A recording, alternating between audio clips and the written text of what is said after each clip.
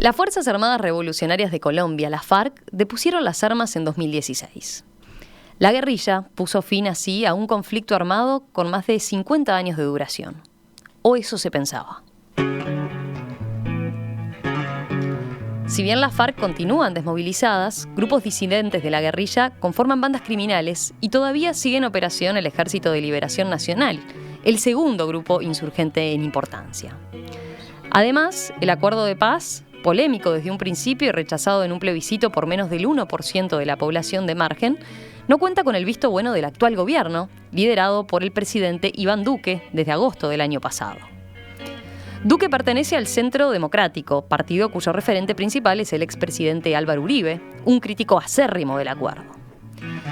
Ayer en Montevideo se realizó el taller parlamentario subregional en la Cámara de Diputados con la participación del sociólogo y senador colombiano Antonio Sanguino, elegido el año pasado por el Partido Verde. Sanguino expuso sobre justamente los desafíos que presenta la implementación de estos acuerdos. Entonces parece la persona adecuada para hacerle la pregunta.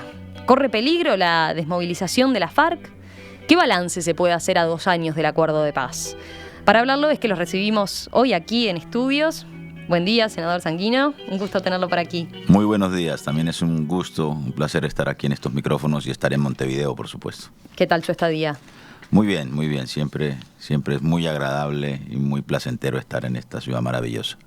Bueno, yo decía, ayer participó en esta actividad en la Cámara de Diputados, donde expuso sobre la experiencia del acuerdo de paz. Hoy sigue esa actividad, ¿no? Sí, hasta el mediodía, hasta las 2, 3 de la tarde estaremos en este ejercicio de reflexión con parlamentarios de 17 países de América Latina, incluyendo parlamentarios del Uruguay, por supuesto, y con expertos en lo que tiene que ver con el Estatuto de Roma, la Corte Penal Internacional, los derechos de las víctimas en conflictos armados, la justicia internacional.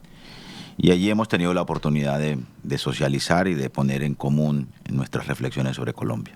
Vayamos a eso. A ver, si bien fue una noticia muy fuerte hace poco más de 2 años, y nosotros la cubrimos mucho desde aquí también, porque obviamente concitaba mucha atención internacional, quizás convenga empezar la charla refrescando un poco la memoria de los oyentes, ¿no? Y repasando los principales puntos del acuerdo de paz firmado en 2016.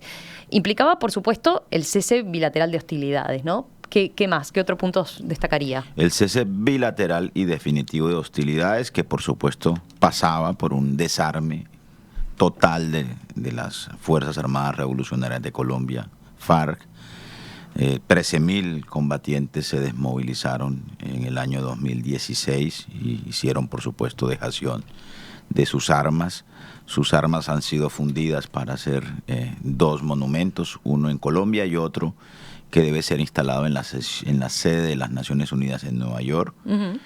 Pero adicionalmente y previo a ese compromiso del cese al fuego, el acuerdo contempla 5 puntos.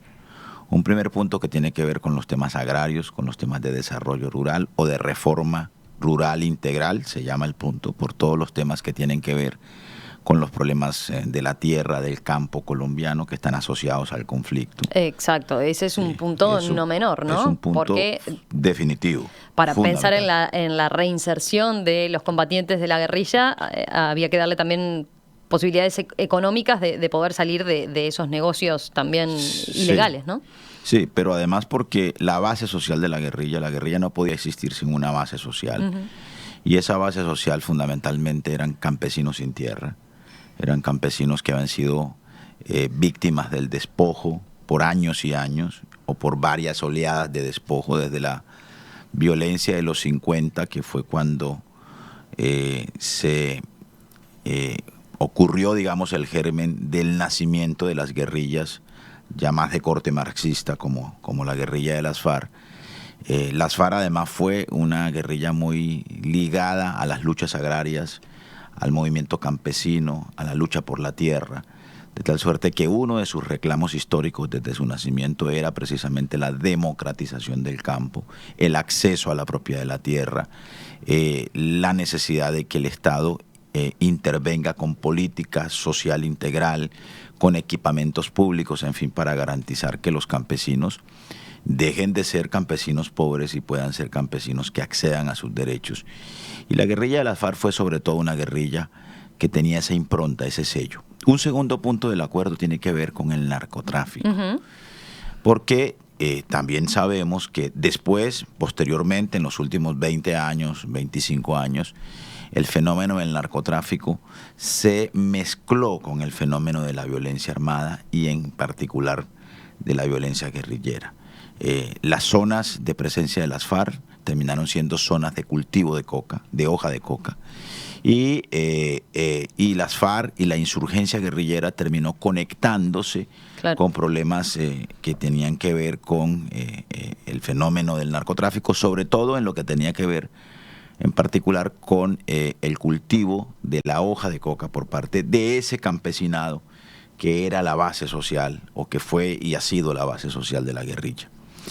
En tercer lugar, había un tercer punto también muy importante del acuerdo, que es una reforma política para garantizar que en Colombia se pueda hacer oposición sin la eliminación física por parte del opositor, del contradictor político. Colombia tiene De hecho participaron, ¿no? La FARC, el grupo político que surgió de los exguerrilleros, participaron en la última instancia y tienen representantes. Tienen representación parlamentaria. Al lado nuestro hay 5 senadores de las FARC, y en la Cámara Baja, que es la Cámara de Representantes, hay 5 representantes a la Cámara.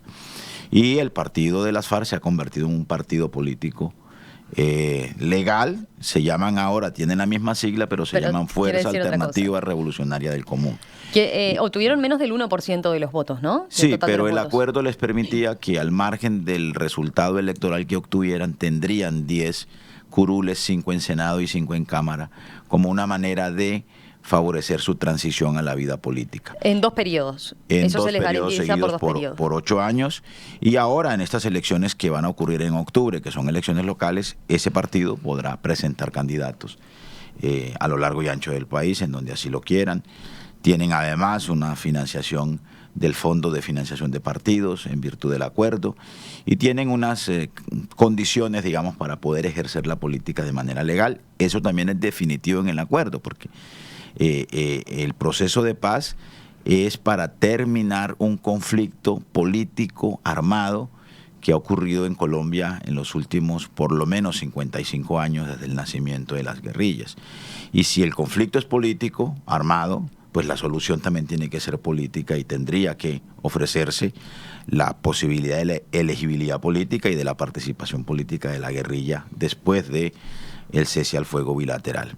Hay un cuarto punto que tiene que ver con precisamente las condiciones de reincorporación de los excombatientes. Son 13.000 personas que vienen de la guerra. Hay un inmenso desafío del Estado, de la sociedad colombiana, para poder garantizar esa transición. Y hay un quinto punto que es muy importante y sobre el cual estuve hablando en el día de ayer y en el seminario en el que estamos aquí en Montevideo, y tiene que ver con las víctimas. Por vez primera, en un acuerdo de paz en Colombia, se incorporan las víctimas como parte de una agenda de negociación. En virtud de ese acuerdo de víctimas, o de ese punto, se creó un sistema de verdad, justicia, reparación y no repetición. Justicia especial para la paz. Que consiste en crear una jurisdicción especial de paz que va a conocer los crímenes de guerra y los delitos de lesa humanidad cometidos en el conflicto por todos los actores, por agentes del Estado, por paramilitares y por guerrilla o por guerrilleros. Una Comisión Nacional de la Verdad Histórica que va a tratar de construir un relato de lo que ha pasado en estos 50 años de conflicto, una verdad histórica, y una unidad de búsqueda de personas desaparecidas, ¿no? Las dictaduras militares en el Cono Sur conocieron o inauguraron, digamos, el fenómeno de la desaparición forzada en el continente. Bueno, Colombia tuvo 80.000 o tiene 80.000 desaparecidos, ¿no? 80.000 personas que no han podido ser localizadas, y hay una unidad especializada en virtud de este acuerdo que permite que haya una acción para encontrarlos. Es un acuerdo muy completo, no es un acuerdo que cope toda la agenda nacional, pero sí es un acuerdo que no es meramente una desmovilización de unos guerrilleros para que se reincorporen Claro. a la vida civil, sino que es un acuerdo que intenta atender las variables estructurales vinculadas o explicativas del conflicto armado en Colombia. Brevemente, la justicia transicional que se definió, ¿qué establece para quienes hayan cometido delitos? ¿Podemos recordarlo eso, tenerlo presente? Para la En base el marco de la guerrilla, para ¿no? la base guerrillera, para quienes hayan cometido el delito de rebelión, existe el mecanismo del indulto, ¿no? Delitos de rebelión, que es el delito político, y sus conexos. Pero luego hay unos delitos que están tipificados por el Estatuto de Roma, que son delitos de lesa humanidad, son crímenes de guerra gravísimos, el secuestro, por ejemplo, o el secuestro masivo. En Colombia se denominan los falsos positivos, que son ejecuciones extrajudiciales cometidas de manera masiva por el ejército. Esto es campesinos o muchachos de las barriadas que fueron reclutados engañosamente, fueron llevados a las zonas de combate, fueron asesinados y luego fueron uniformados después de ser asesinados para ser presentados como bajas del ejército, o como bajas de la guerrilla, perdón, en manos del ejército, etcétera. En Colombia ocurrieron por lo menos 5.000 ejecuciones extrajudiciales de ese tipo. Ese tipo de delitos son conocidos por la Jurisdicción Especial de Paz, que es una jurisdicción especial que tiene su propia fiscalía, que tiene sus propios jueces, que tiene sus propios magistrados, que tiene su propia ley de procedimiento, su propia ley estatutaria, su propia arquitectura institucional y legal para conocer de esos delitos. Este aspecto es uno de los que ha generado más polémica, ¿no? Claro, hay quienes consideran que, bueno, que les dio cierta impunidad a los guerrilleros, ¿no? Porque claro, ahora es una jurisdicción que no solo conoce de los delitos de la guerrilla o de los jefes guerrilleros que tienen la responsabilidad sobre esos hechos, sino que también conoce y juzga de los delitos cometidos por generales del ejército. Ya hay 2.000 oficiales del ejército que están compareciendo ante la Jurisdicción Especial de Paz, y también paramilitares que sean aceptados en la Jurisdicción Especial de Paz, con un criterio, y es que tendrán tratamiento judicial especial, ¿no?, siempre y cuando entreguen verdad sobre los hechos y sobre los hechos en los cuales participaron. La única condición que se solicita, bueno, verdad y reparación, por supuesto, y entrega de bienes si esas actividades están asociadas pues a la captura de rentas, en el caso del narcotráfico, de la minería ilegal o de actividades ilegales de cualquier tipo. De tal suerte que en el corazón, ¿no?, de la Jurisdicción Especial de Paz está el derecho a la verdad de las víctimas, que es la garantía de la no repetición de los hechos que ocurrieron en virtud del conflicto. Y claro, la FARC y la guerrilla ha asumido el compromiso de hacerlo, de entregar verdad, lo están haciendo, sus jefes guerrilleros están compareciendo ante la jurisdicción. Hay el criterio en la jurisdicción de castigar a los máximos responsables para no congestionar esa jurisdicción, ¿no? Sobre todo en un contexto de violación masiva de derechos humanos como los que ocurrió en Colombia. Pero el partido que está en el gobierno, que es el partido del presidente Iván Duque y el partido del expresidente Uribe, se niegan a que victimarios distintos a las FARC concurran a esa jurisdicción y entreguen verdad, porque tienen un temor enorme que esa verdad que entreguen agentes del Estado, esto es militares o policías o paramilitares, conduzcan a culpabilizar y a comprometer en esos hechos, graves de violación de derechos humanos y en crímenes de guerra, a personas del círculo cercano del expresidente Uribe, que como se es conocido por todo el mundo y en el país también, pues ha habido un campo común entre lo que políticamente representa Álvaro Uribe, el expresidente, hoy senador del Centro Democrático, con fenómenos asociados sobre todo a violaciones de derechos humanos en manos de agentes del Estado o en manos de grupos paramilitares. Habiendo hecho este raconto de por dónde iban los principales elementos del acuerdo de paz, más allá de después profundizar en los cambios que se le quiere imponer de parte del gobierno y que se está promoviendo de parte del actual gobierno de Iván Duque. Quería preguntarle, ¿qué evaluación hace usted y en qué aspectos se ha avanzado de estos que hemos mencionado? Mencionaba algo de la justicia recién, pero más en líneas generales, ¿qué tanto se ha podido instrumentar efectivamente del acuerdo y de qué manera se ven los cambios todavía, de qué manera se ven los cambios efectivamente en Colombia, ¿no? ¿Qué evaluación hace usted? Bueno, lo primero que hay que decir es que se debe reconocer que las FARC han cumplido su compromiso de desarme, de desmovilización y de cese al fuego definitivo. Ese es un hecho, digamos, absolutamente evidente, a pesar de que sectores de la bancada del gobierno han querido poner en tela de juicio esa actitud de cumplimiento del acuerdo de las FARC por el fenómeno de disidencias que siempre ocurre en estos procesos de paz, pero que en el caso de las FARC es un fenómeno absolutamente marginal. Y en buena medida ha ocurrido este tipo de disidencias y de deserciones por la desconfianza en vista de la poca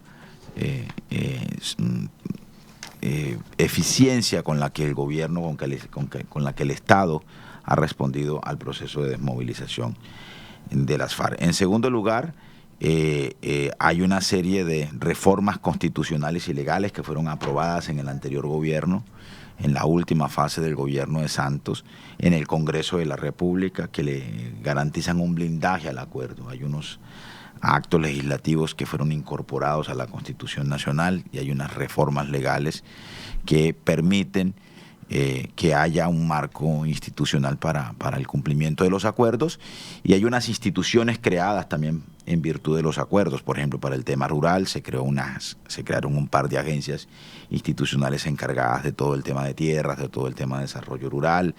Existe una unidad nacional de víctimas para atender todo lo que tiene que ver con la atención a los 8 millones de víctimas del conflicto, etcétera. Y la reforma agraria que mencionábamos era uno de los aspectos importantes. ¿Cuánto se ha podido implementar? Porque implica un cambio económico detrás, ¿no? Sí, digamos, a pesar de esos cambios institucionales y constitucionales, pues hemos contado con el hecho desafortunado de que quien ganó la presidencia de la República lo hizo ofreciendo hacer trizas el acuerdo.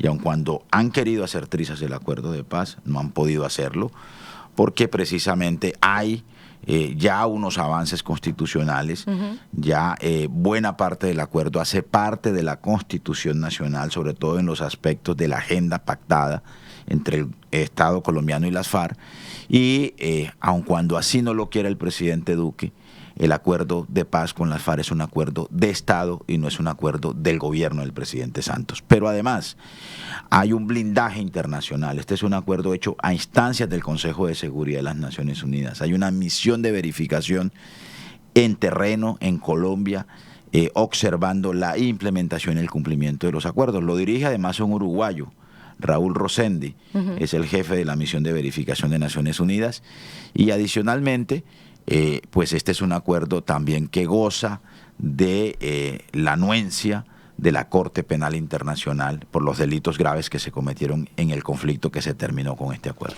De lo que usted dice me quedan dos preguntas. En primer lugar, lo que da a entender entonces es que el acuerdo tiene determinadas garantías y determinados blindajes, pero claro, quien está hoy en día al frente del Poder Ejecutivo no está haciendo nada por llevarlo adelante, digamos, en la práctica, más allá de las garantías que tiene el acuerdo como tal. Por eso no se ha podido avanzar más en lo que es la implementación como tal y la transformación que esto iba a implicar para Colombia. Así es, digamos, estamos en estos momentos en una suerte de pulso político. Quienes defendemos el acuerdo y quienes creemos que haber desarmado el conflicto político en Colombia es un paso inmenso, y que más bien lo que tenemos que hacer es completar ese proceso de paz y esa búsqueda, digamos, o por lo menos esa terminación del conflicto con un acuerdo con el Ejército de Liberación Nacional, pues nos amparamos en las reformas constitucionales que ya existen, en la incorporación de ese acuerdo, en la institucionalidad del país, y nos amparamos en la protección de la comunidad internacional y de Naciones Unidas. Pero tenemos la circunstancia excepcional de que hay un gobierno en contra de la Constitución, en este caso, del acuerdo, y un gobierno, digamos, que no quiere atender los compromisos del Estado colombiano, ya no solo con la contraparte con la que firmó, que son las FARC, sino con la comunidad internacional, que fueron garantes, acompañantes y que además son verificadores del acuerdo. Y ese es el pulso en el que estamos. Yo creo que ese pulso lo vamos a ganar. La opinión pública mayoritariamente está en defensa del acuerdo de paz. Sí, eso ha cambiado, porque yo recordaba lo que fue el plebiscito en un primer momento, donde la mayoría lo rechazó por un margen muy pequeño, ¿verdad? Hoy en día, ¿en qué nivel de aceptación está el acuerdo de paz? La gente en las regiones sabe que... ¿Hay estudios, hay sondeos? Claro, no, sí, hay sondeos. Los sondeos los más recientes indican que, por ejemplo, la Jurisdicción Especial de Paz y todo el sistema de verdad, justicia y reparación goza de un respaldo mayoritario de la población colombiana en los sondeos. La gente incluso opina favorablemente de manera mayoritaria en favor de un acuerdo de paz con el Ejército de Liberación Nacional, que es la segunda guerrilla con la que aún está pendiente un acuerdo de paz. Esa mesa de negociaciones fue rota, fue levantada después de un atentado también desafortunado del ELN a principio de año por parte del presidente Duque. Bueno, eso quería preguntarle también. Para los colombianos era esencial la calma, ¿no? El cese de la violencia que llevaba tantos años. En ese sentido, el desarme... Está claro que queda la segunda guerrilla en importancia, todavía movilizada y armada, pero en lo que tiene que ver con lo que significó el acuerdo de paz, ¿cuánto cambió Colombia en esa materia? Pues Colombia, primero, digamos, los niveles de violencia son absolutamente, digamos, los indicadores de violencia han variado sustancialmente de manera positiva, ¿no? A pesar de los problemas de violencia que aún se mantienen, por ejemplo, el número de muertos en combate cayó dramáticamente a partir del acuerdo. El hospital militar, por ejemplo, de Bogotá, que permanecía lleno de soldados y de militares heridos, hoy no tiene un solo militar herido desde hace más de 2 años. El número de personas víctimas por minas antipersonales también cayó dramáticamente. Es decir, todos los indicadores asociados al conflicto disminuyeron notablemente, porque el ELN tiene una presencia militar, pero es una presencia militar muchísimo menor que la de las FARC. Pero si nosotros no implementamos el acuerdo, es lo que le hemos dicho al gobierno, si no implementamos plenamente el acuerdo, si no resolvemos los problemas del campo, si no sustituimos los cultivos de uso ilícito mediante pactos de sustitución que están previstos en el acuerdo, si no llegamos a los 170 municipios mediante planes de desarrollo con enfoque territorial, se llaman así en el acuerdo, 170 municipios que fueron escenario de la guerra, que fueron sitios en donde hubo rasgos de verdaderamente de guerra civil. Si no llega el Estado integralmente a esas regiones, es decir, si no implementamos el acuerdo de manera integral y plena, pues le vamos a dejar un espacio muy grande para el crecimiento de las guerrillas de la FARC y de otros fenómenos de violencia, porque también hay bandas criminales. Usted mencionaba asociadas al narcotráfico. cuántos disidentes de la FARC habían vuelto a reunirse en guerrillas, ¿no? Formando otra cosa.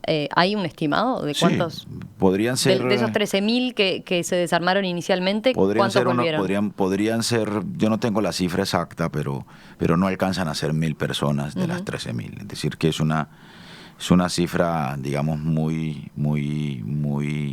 marginal, ¿no?, respecto al volumen. Ahora, hay que decir que toda la comandancia de las FARC, ¿no?, toda la dirigencia de la FARC, toda su estructura, porque aquí no solo se trata del número de hombres, sino también de la estructura, está hoy comprometida con cumplir el acuerdo de paz. Todos sus mandos en las regiones, todos sus comandantes, empezando por su comandante general, Timoleón Jiménez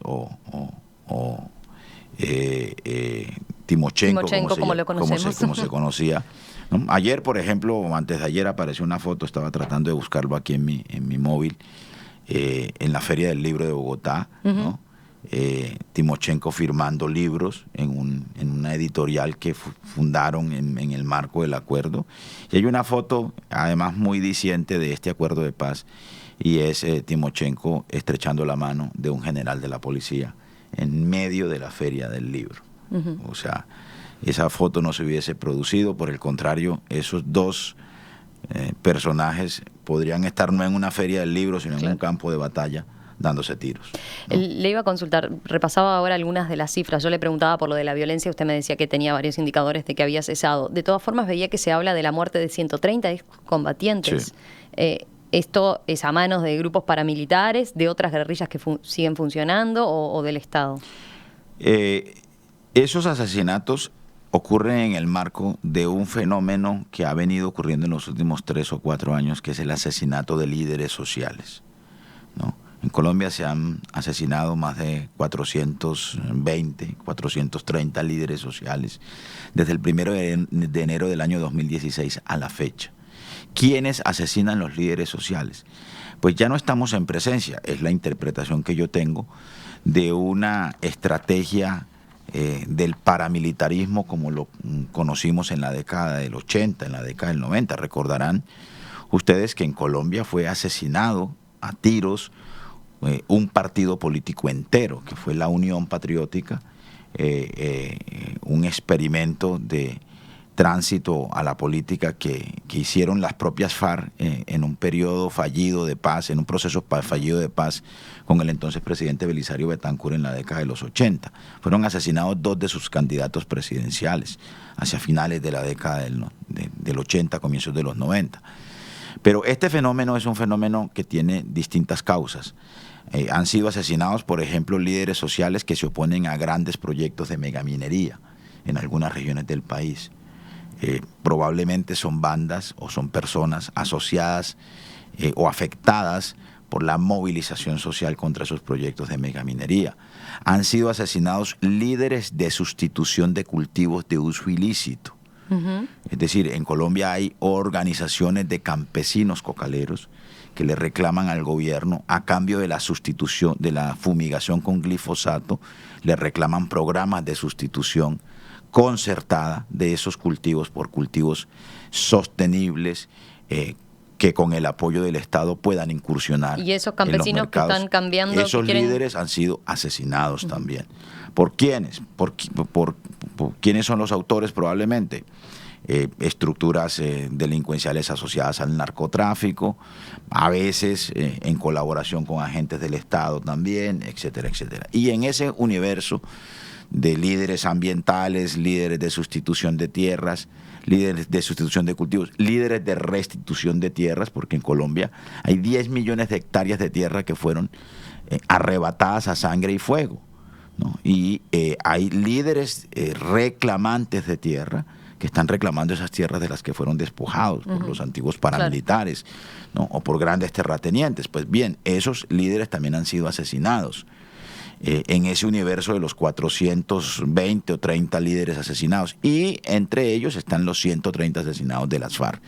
Luego, entonces, hay fenómenos de violencia todavía que hacen presencia en Colombia, en esa Colombia profunda.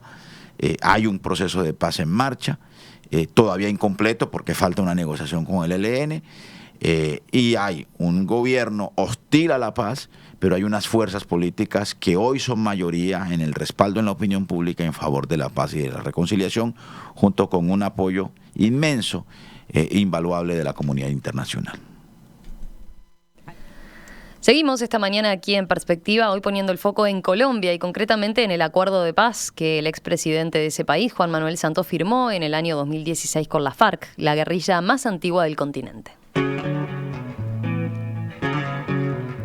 A más de 2 años de esa firma, el nuevo gobierno de Iván Duque plantea modificaciones. Bueno, ¿qué evaluación se hace de lo que ha significado este acuerdo de paz? ¿Cuánto han bajado los niveles de violencia en ese país? ¿Qué puede pasar con las modificaciones que plantea el gobierno y con la falta de instrumentación de determinados aspectos del acuerdo de paz? De eso estamos conversando esta mañana con Antonio Sanguino, que es senador colombiano por el Partido Verde, sociólogo e integra además la Comisión de Asuntos Internacionales y la Comisión de Paz dentro del Parlamento colombiano. senador Sanguino. Me interesaba ahora brevemente, porque no tenemos mucho tiempo para profundizar en los aspectos que se pretenden cambiar, pero el presidente Iván Duque ha sido, usted lo señalaba recién, ¿no?, un acérrimo crítico de este acuerdo, ¿verdad? Desde lo que fue su campaña electoral, propiamente ahí ya él marcaba cuáles eran sus aspectos de discrepancia con el acuerdo. Sin embargo, él ahora planteó una serie de modificaciones en el Parlamento y allí no consiguió las mayorías suficientes como para que se instrumentaran esos cambios al acuerdo de paz. Así es, así es. Por fortuna, hay una mayoría parlamentaria que se expresó tanto en la Cámara Baja, en la Cámara de Representantes, como en el Senado de la República. Recién, hace apenas unos 4 o 5 días, en el Senado, en la plenaria, tuvimos que votar unas objeciones del presidente Iván Duque a la ley estatutaria de la Jurisdicción Especial de Paz, objeciones que a juicio nuestro desbarataban y hacían trizas esta jurisdicción, que es el instrumento principal de justicia transicional para pasar la página y para conocer la verdad, administrando justicia sin obstruir el acuerdo de paz para todos los que participaron en el acuerdo. Esas objeciones presidenciales fueron derrotadas por una amplia mayoría en la Cámara y fueron derrotadas también por una amplia mayoría en el Senado de la República. Ahora la cuestión está en pasar a la justicia. Sí, ahora ese resultado pasa a la Corte Constitucional. La Corte Constitucional tendrá que pronunciarse porque estos asuntos que tienen que ver con la Jurisdicción Especial de Paz ya hacen parte del ordenamiento constitucional del país, ya fueron incorporados en una reforma constitucional en el anterior gobierno, después de firmado el acuerdo, a la Constitución Nacional, de tal suerte que nosotros confiamos que la Corte, que también ha sido un blindaje para el acuerdo, ratifique lo que ya ha dicho el Congreso de la República. Y esa decisión del Congreso tiene un amplio respaldo en la opinión pública.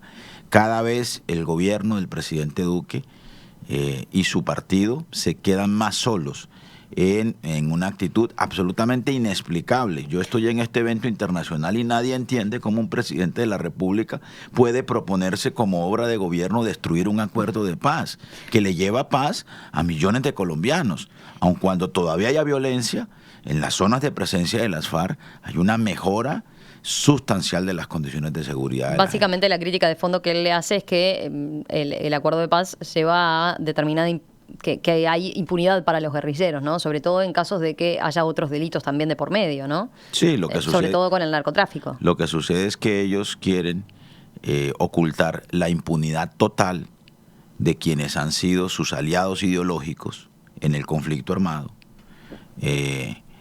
con el pretexto de no permitir la impunidad parcial de los guerrilleros de las FARC. Claro que hay una dosis de impunidad, si se quiere aceptar, digamos, el término en esta discusión, pero el acuerdo de paz no fue un intercambio de impunidades.